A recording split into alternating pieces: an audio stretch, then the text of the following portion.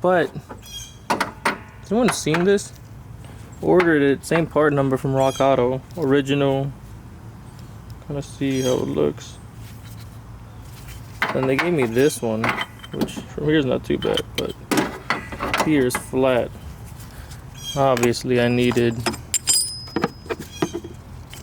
this one with the OEM one. That's how it was. That's what's on it. That's how it screws on. This one is already flat. Is that like an update? Does anybody know? Or yeah, because it's not gonna fucking lopsided and weird without it. But yeah, if anyone can know, leave a comment down.